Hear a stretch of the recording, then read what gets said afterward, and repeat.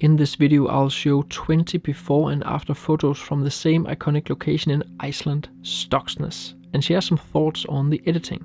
The premise is all the photos I show have to show both mountains. Obviously Stokksnes offers more than this composition, but it's fun to compare. The purpose of the video is to show how much conditions can vary and you can still get a great and personal photo. Show before and after as for you to see how much you can pull off in the editing phase if you so desire, and it might inspire your editing. Show the many different foreground possibilities at one single location, which all change based on season, time of day, weather and your ability to adapt to the conditions. The video is also full of tips and tricks for both landscape photography and editing. Also know the area is called Stokksnes and the mountain on the right is Vestrahorn. If you want to know more about this specific location, check out my video on Stokksnes from my Iceland series. But enough of introduction, here's the first photo. So this is the first time I ever went to Stokksnes, and as you can see it's pretty dark. It's because it's night and there's some auroras in the sky. Because it was first time I went here and it was dark, I didn't really know the area, so I was walking in this sand, which is a little bit felt like quicksand, so it was super dodgy.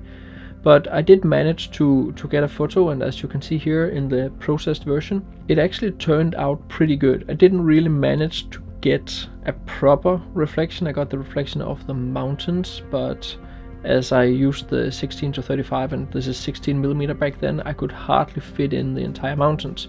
And I was so focused on the northern lights because it was also the first time I was in Iceland photographing the northern lights, so I was super duper hooked about that.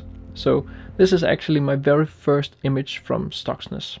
The day after I returned, and I didn't really get anything super interesting here because there was not any special light or anything like that. And you can see it's also where I kind of maybe over processed it a little bit. That's what you tend to do in the start of your photography career. And generally it was just a plain boring picture, but I did manage to also get the reflection here. So a little more than half a year later I returned during summer. It was just cloudy and kind of boring, and as you can see I did manage to pull out a little bit of the details in the sky, and I also cleaned up the foreground for those few water bubbles there on the surface, just to get a simple and clean reflection. This is also a panorama, so it's several vertical photos that I've stitched together to a panorama to make a bigger photo. And you can also see, compared to the first images here, that the distortion is way better handled on this photo here than on the first ones. A few days later we returned, and since it's summer the sun sets and rises behind the mountains, and I managed to probably pull off what is still my best colorful image or sunrise or sunset image from Stokksnes.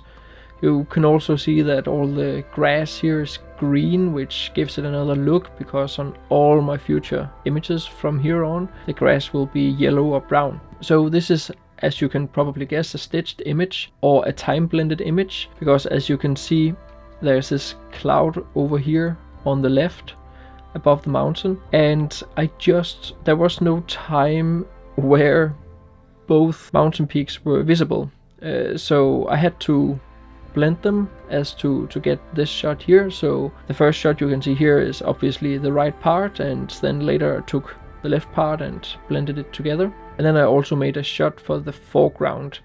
So the following autumn I returned to Iceland with a couple of photography friends, Jonas and Mikkel, and we wanted to go here obviously for the northern lights. And our problem was that we had these clouds hovering above the mountain all the time. We all did get a photo of Vestrahorn with some auroras above, which cleared up for a little while, but generally we had this cloud on top of the mountain all the time, so I didn't really get a proper image of both peaks. So this is in 2016. I didn't really return to Iceland before 2018, and that was during winter when I was doing my first workshop. And on the very first visit it was just an incredible day, and of all the images I got from there, where I had the iconic shot of both mountain peaks, I would say this is probably my favorite. This was also the day where I managed to catch one of my favorite photos from 2018, but that was only of Vestrahorn, so not the iconic shot like this one is.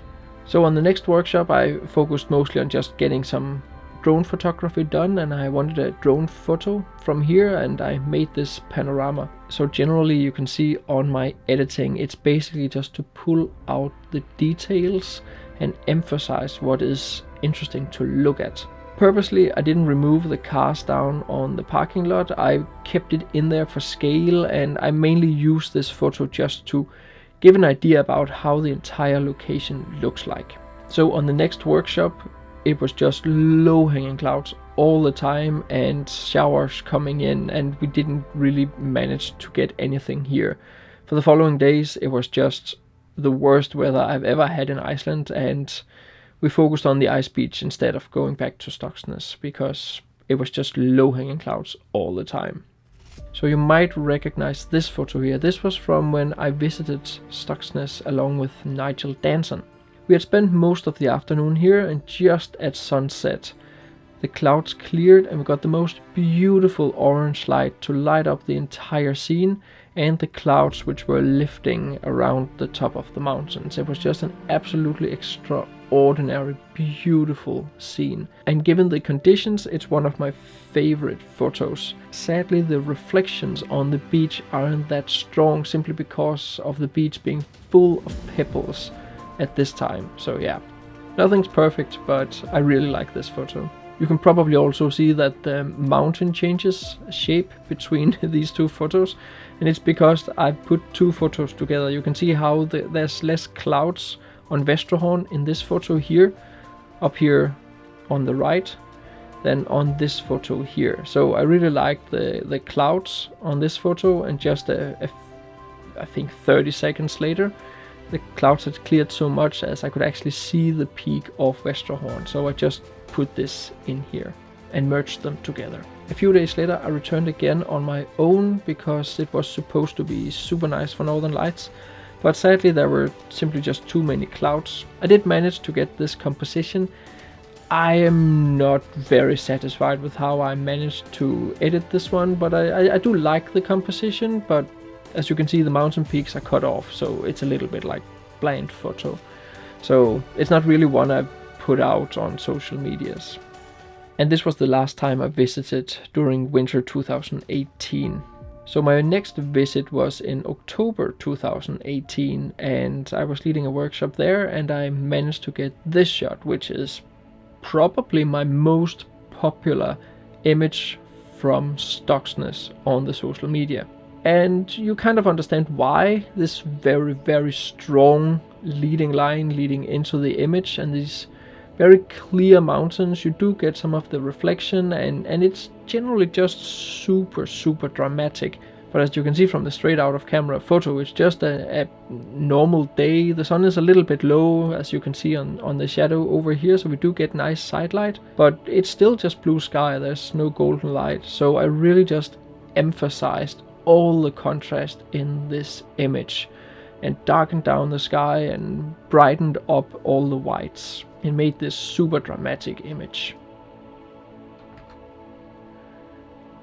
This is actually from the same evening, just a little bit later, where I made this panorama down at the pools, and as you can see we have some pretty decent light over here on the clouds, but that kind of pulls all the interest. So I just went full gung-ho on this one and just added a lot of like lens flare and effects and so forth, and tried to emphasize the mountains. And I really wanted to like try to pull off this sci-fi Star Trek look. I kind of liked it. I think it's a fun photo, but it's not one I show in my portfolio. So this one here is from back in November 2018, and we had a beautiful sunrise here, and we had these very interesting shapes of ice which were pushed up, and as you can see here I really emphasized that ice in my post-processing and highlighted some of it and highlighted this curve in the ice. I tried also with a few photos where I came closer, but I kind of lost that twirl of ice, and that's what I mostly liked about this one. As you can see, the sky is just blank, boring. I have one cloud above the left peak here, but that's about it, and I had the beautiful golden light on the mountains, so it's a pretty decent sunrise photo. This one here is actually one of the most atmospheric photos I have from Stokksnes, and one I really enjoy. It's not one I have released on Instagram yet, because it's just not a photo which is doing good on Instagram, so I don't really bother, as I have so many other more powerful and dramatic photos from Stokksnes. But as you can see here, I really just like pulled down the blues in the sky and try to emphasize a little bit of clouds up there. Like, there's a lot of interest, so I can pull that out. I didn't want to bring up the shadows of the foreground too much, because it's full of footprints, and I just wanted to put emphasis on where the light hits the dunes, and you kind of get like this twirl or line pulling your eye into the scene and up to the mountains here. As you can see, the light is also a little bit weird on the mountains, and I haven't really done anything beside adding some contrast to it.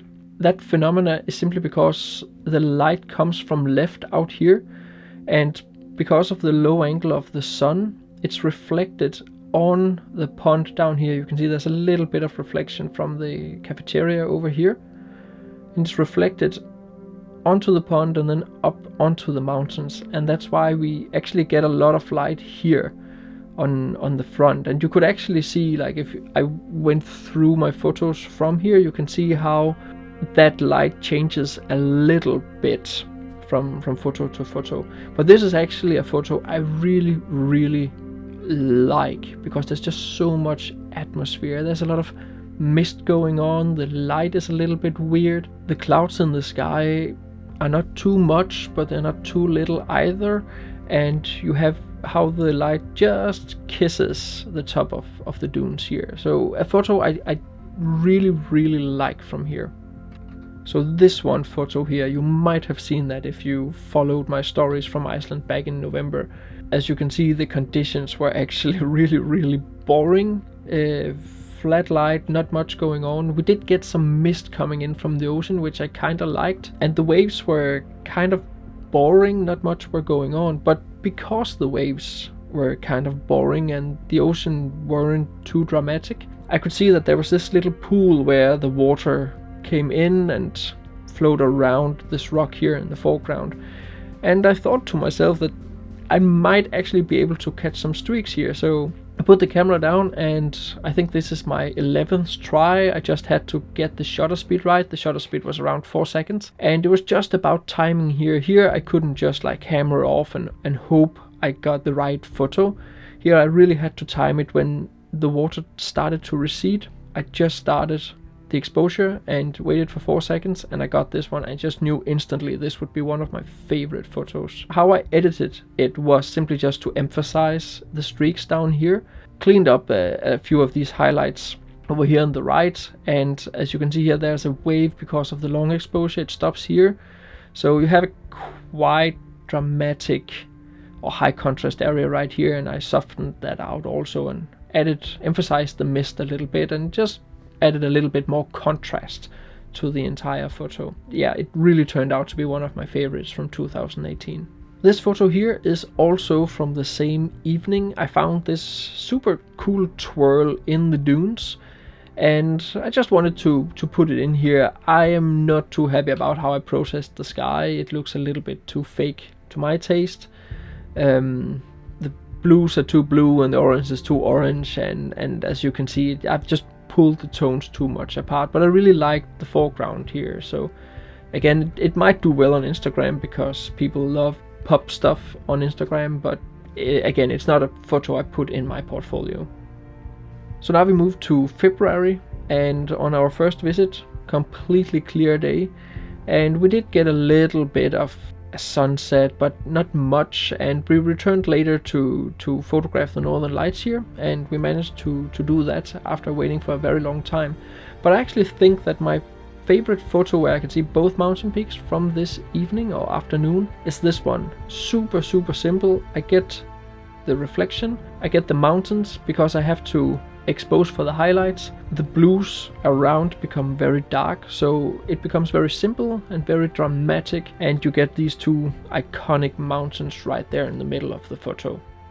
So this photo here was from the second workshop I did in February, and we had a lot of atmosphere that day. We couldn't always see the top of the mountain peaks. I tried a few different things. I went over here to the rocks where I rarely go, and I did manage to pull this off here. I really like how the waves come in these patterns here and pull your eyes into the scene. And when you can see how I edited it, I pushed it a little bit on the atmosphere part and on the lighting part. And that's the thing when you add artificial light to an image such as a flare, as I did over here. It has to be natural, so it's acceptable to put a flare in here because you can see there is actually light here on the mountain and on the waves. So it makes sense to add a flare here. But if I added a flare from the other side, it wouldn't make any sense. So what I also like about the composition here, as I already said, you can see how the waves just create these leading lines pulling your eye into the scene.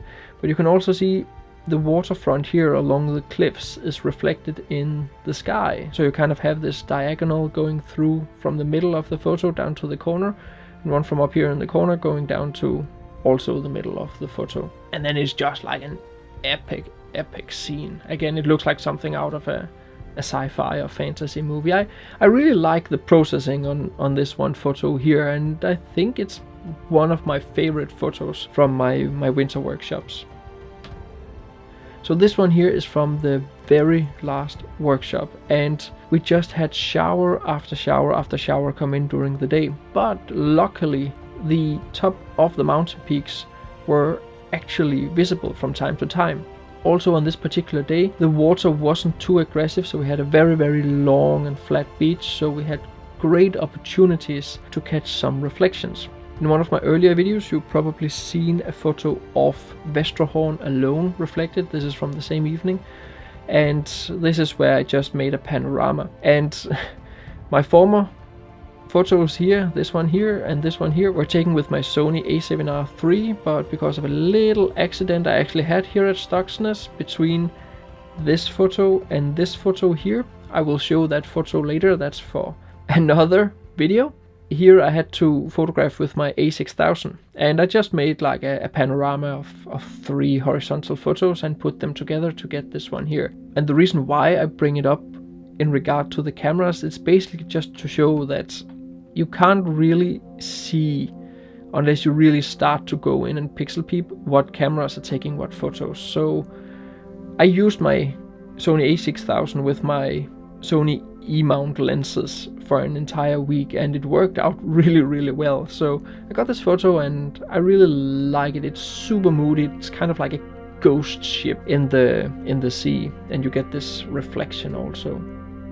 So just to tease the photo I was talking about, here is the straight out of camera photo from Stokksnes, where I finally managed to catch some northern lights.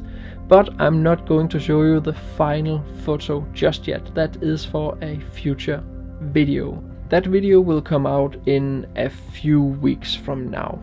So now I went through all these images, and I am super curious to hear which one is your favorite.